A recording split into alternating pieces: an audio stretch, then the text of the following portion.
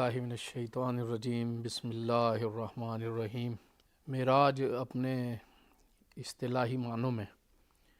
نبی کریم صلی اللہ علیہ وآلہ وسلم کا ایک نہایت ہی مشہور معجزہ ہے۔ وہ معجزہ کیا ہے اس کو اختصار کے ساتھ آپ نے بیان کیا۔ عروج کا لفظ عربی سے اردو میں بھی مستعمل ہے، یہ بلندی کے لیے ہے، رفعت کے لیے ہے اور نیچے سے اوپر کی طرف جانے کے لیے ہے۔ اسی سے وہ زینہ جس کے ذریعے عروج کا یہ سفر ہو وہ اسم اعلیٰ کے طور پہ مستعمل ہے۔ نبی کریم صلی اللہ علیہ وسلم کو اللہ تبارک و تعالیٰ نے بے شمار معجزات عطا فرمائے۔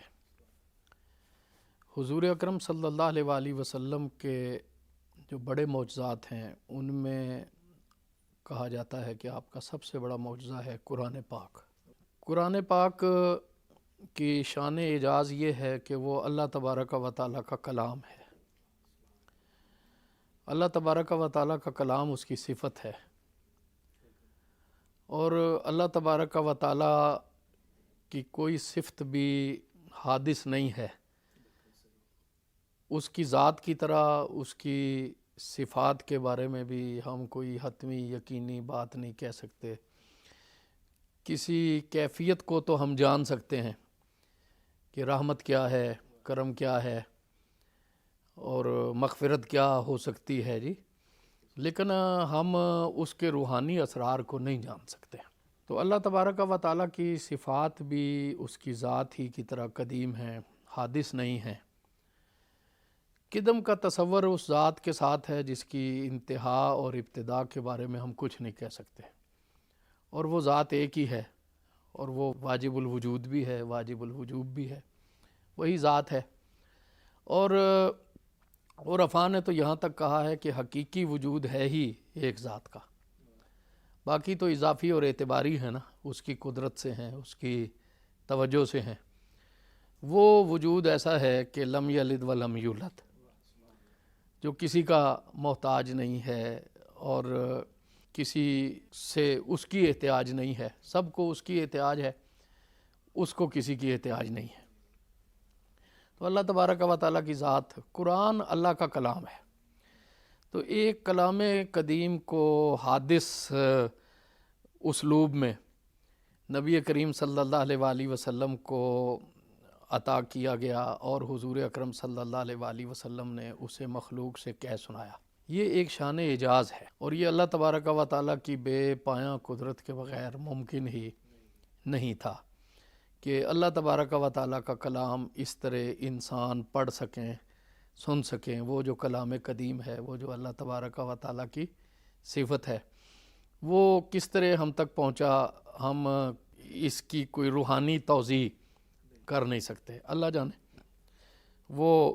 امین جانے جو اس کے حکم سے اسے لے کر آیا، اور نبی پاک صلی اللہ علیہ وآلہ وسلم جانے۔ ہمارے لیے یہ بڑی سعادت کی بات ہے کہ ہم بشریت کے اس جامع میں رہتے ہوئے اس سماعت کے ساتھ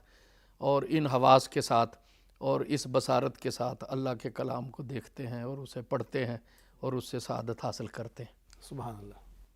تو یہ بہت بڑا معجزہ ہے۔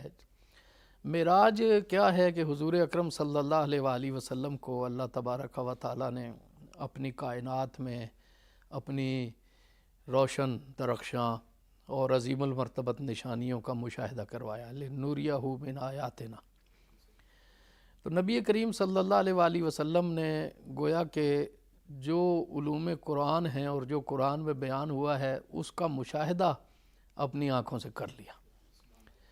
اور یہ ایک تسلسل ہی ہے کہ قرآن آپ کو دیا گیا۔ ایک روایت یہ بھی ہے نا کہ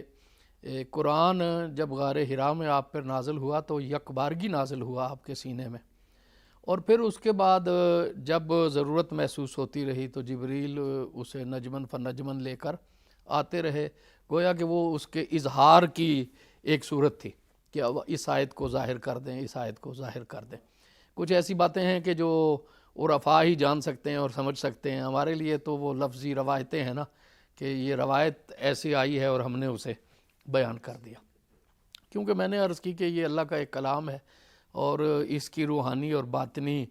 اور قدیم حقیقت کو جب ہم سمجھ نہیں سکتے تو اپنی زبان سے ہم نے اسے بیان کیا کرنا ہے۔ قرآن پاک میں اللہ نے فرمایا کہ نزلنا علیک الکتاب تبیانا لکل شیء، واہ سبحان اللہ، کہ یہ کتاب ہم نے آپ پہ اس لیے اتاری تاکہ ہر چیز کا بیان آپ کے سامنے ہو جائے۔ اور سخر لکم ما فی السماوات و ما فی الارض، کہ ہر چیز کو اللہ تبارک و تعالیٰ نے، کائنات ارضی و سماوی کی ہر چیز کو آپ کے لیے اللہ تبارک و تعالیٰ نے تمہارے لیے تسخیر کر دیا۔ اب ایک وجود تو ایسا ہو نا جو کہ اس تسخیر کے عمل سے گزرا ہو، اور اس کے حوالے سے جب حضور اکرم صلی اللہ علیہ وسلم محسن انسانیت بھی ہیں، امام الانبیاء ہیں، انبیاء انسانیت کا زبدہ اور خلاصہ ہیں،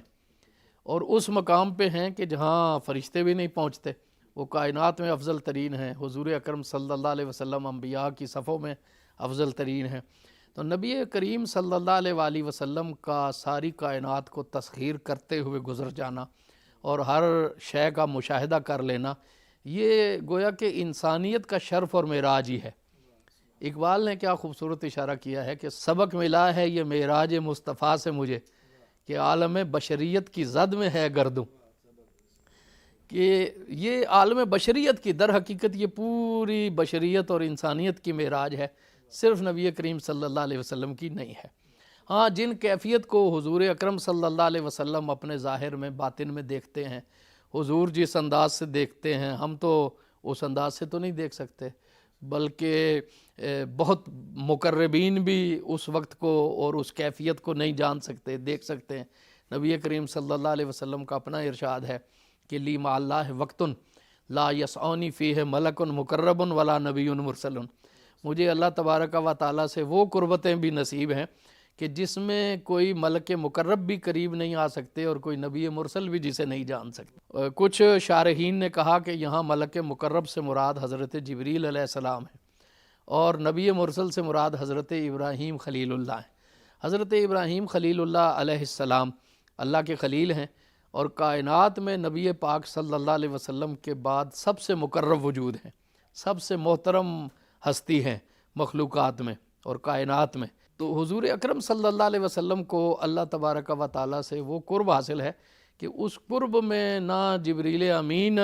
جا سکتے ہیں اور نہ حضرت ابراہیم علیہ السلام وہاں پہ باریاب ہو سکتے ہیں۔ تو خود اندازہ لگائیں کہ جن رفعتوں پر نہ جبریل پہنچ سکتے ہیں، نہ اللہ کے خلیل پہنچ سکتے ہیں، حضور وہاں پہنچتے ہیں، تو حضور جن کیفیات کو جانتے ہیں ہم تو نہیں جانتے۔ آگے نبی کریم صلی اللہ علیہ وآلہ وسلم نے ان انوار و تجلیات کو اپنی آنکھوں سے دیکھا، اپنے وجود میں اس علم کو سمو لیا، اس میں سے ایک بحرہ وافر جتنا اللہ نے چاہا حضور اکرم صلی اللہ علیہ وسلم کو ملا۔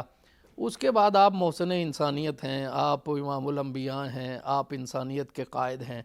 پھر جیسے جس کا ظرف ہے ویسے ویسے حضور اکرم صلی اللہ علیہ وسلم سے وہ فیضان اور عرفان نصیب ہوتا رہتا ہے، اور معرفت کی منزلیں حضور اکرم صلی اللہ علیہ وسلم کی نظر سے طے ہوتی رہتی ہیں۔